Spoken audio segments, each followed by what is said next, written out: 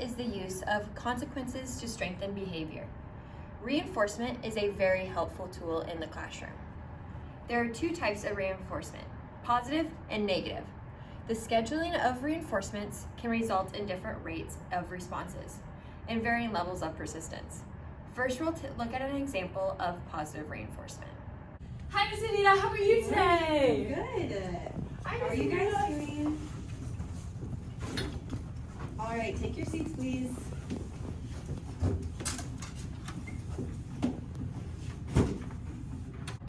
Good morning, class. Let's get ready to have an awesome day. I didn't get to play my video games today, so I'm not in a good mood. Just because you had a bad morning doesn't mean you have to have a bad day. Let's try to get your mind off of it with some math. Because I just love math.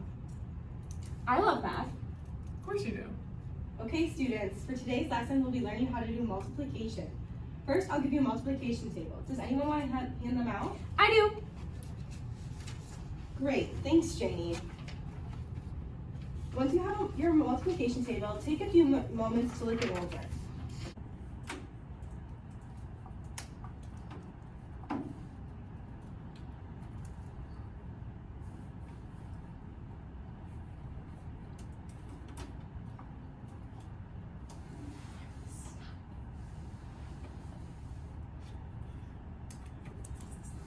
Kyra, I said stop, okay? I can't focus. Kyra, why don't we go talk in the hallway for a minute? Okay. Kyra, I noticed that you're a little upset. How about we take a couple of deep breaths and try to regroup? I know school can be hard sometimes, but if we listen and cooperate, it can be fun. I have an idea. How about we go back into the classroom and try super hard to focus and learn? If you do a good job, we could have 5 extra minutes at recess. But remember, you need to listen and be respectful to your classmates in order to receive an award. In this class, we don't reward bad behavior. Instead, if there is something going wrong, we find the problem and try and fix it. How does that sound? Sounds like a plan. Sorry, Miss Anita. That's okay, Kyra. We all have hard days sometimes. We just need to remember that kindness and listening can go a long way. Let's head back inside so that we can finish our lesson. Okay. That was an example of positive reinforcement in the classroom. Positive reinforcement is defined by strengthened behavior by presenting a desired stimulus after the behavior. In this video, Miss Anita used positive reinforcement by offering more recess time as a reward for good behavior in the classroom.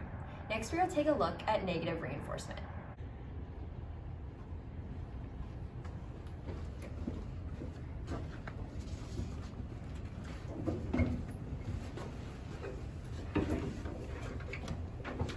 Welcome, class. Please find your seats and get a pencil out. We will be taking a pre-test for multiples of 7. You will have 1 minute to complete as many of the problems as you can. If you get all of them correct, you will not have to take the real test on Friday. Are there any questions? I hate these. I never finish them all. I love them. I always get 100. Of course you do.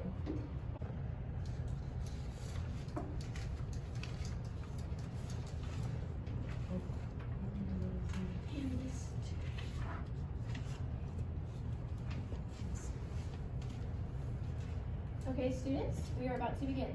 3, 2, 1, begin.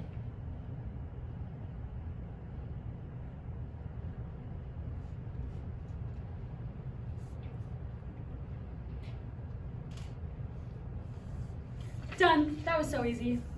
Okay, we don't have to brag.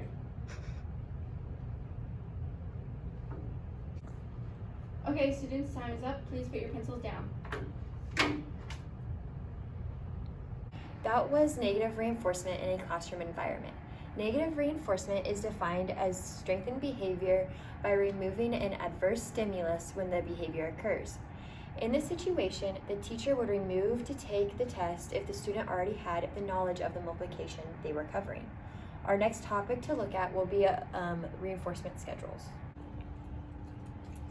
Hey, Miss Amelia. Hey, how's student teaching going? It's going really well, but I did have a couple questions for you. Okay. I noticed that you do many different types of reinforcement schedules. How do those work? Well, one of my systems I have monitors their behaviors. I didn't want it to be something that I had to reward them all the time, so I created a system that rewarded them at semi-random times. And what are those systems? Each student has a popsicle stick with their name on it in a jar.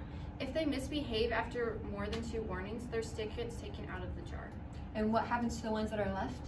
At the end of every week, I choose a stick from the sticks that are left in the jar, and they get to choose from prizes like the teacher's chair for a day or a piece of candy. This type of reinforcement schedule is called variable ratio. Are there any other types of reinforcement schedules? Yeah, do you remember what I had you do this morning? Yeah, you had me check their planners for their folks' signatures. Exactly. Every time they reach 50 signatures, they get a dressed down day. That's an example of a fixed ratio schedule, since there is a set number of responses they need before they could get a prize. Are all these systems this complicated? Of course not. They can actually be pretty simple. Putting a sticker on a test that are 100% would be a simple example of a continuous reinforcement schedule. What we just saw was an explanation of reinforcement schedules. Reinforcement schedules can come in many different forms, but their general purpose is to achieve a set goal by using reinforcements at varying times. Each type of schedules works slightly different and might prove more successful in various purposes. Some of the types of reinforcement schedules we have talked about include continuous, fixed ratio, and variable ratio. Let's look at another example at fixed interval. Okay, students, I would like to talk about a new addition that I will be placing into the classroom. I've decided that we as a class will be starting a chore chart. This chart will be put on the whiteboard so that every day you will be able to see it. Each student will be given a chore for that week, and then every week we'll rotate the chore assignments. Some examples of chores that we will be doing are wiping off the desks, sweeping the floors, and tidying up the reading corner. How does this sound, class? Yes? Miss Anita, that sounds like a great idea. I love doing my chores at home, and I'm really good at it too. Imogen, what do you think? It sounds like a good idea to me. Okay, well, nobody asked me, but I don't like chores.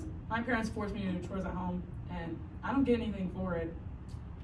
Thank you for giving me your input, Kyra. I'm glad you voiced your opinion on this matter. In this classroom, chores will be rewarded. I've decided that when each person in the class completes their task for the entire week, you will receive an extra 20 minutes of recess. Recess? Now class, please remember that you are being rewarded for doing helpful work around the classroom. If you don't complete your work, you're not going to be rewarded. Nothing will be taken away from you. But this is a class effort. I want each of you to encourage one another to complete their chores so you all as a class can enjoy the reward together. Yes, Imogen? When are we going to start this chore chart? Right now, actually. Everyone, please take out your favorite colored marker to decorate the chore chart.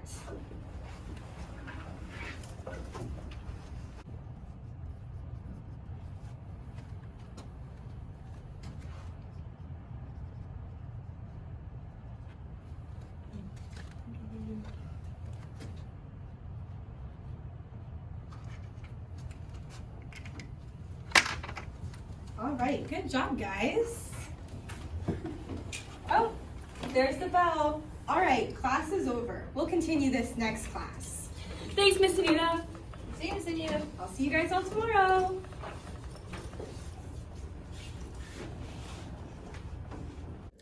Through writing and filming this project, we as a group learned the importance of how to treat a student.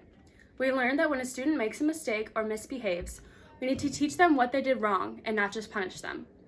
By doing this, the student has a better chance of learning from their mistakes and not repeating the same behavior over and over again. Reinforcement in the classroom is crucial to leading a safe and comfortable environment for each and every student. In this video, we represented positive and negative reinforcements.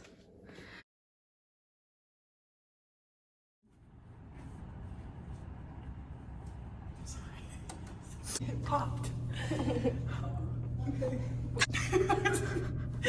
Can you not? I have monitors their behavior. Okay, something's wrong.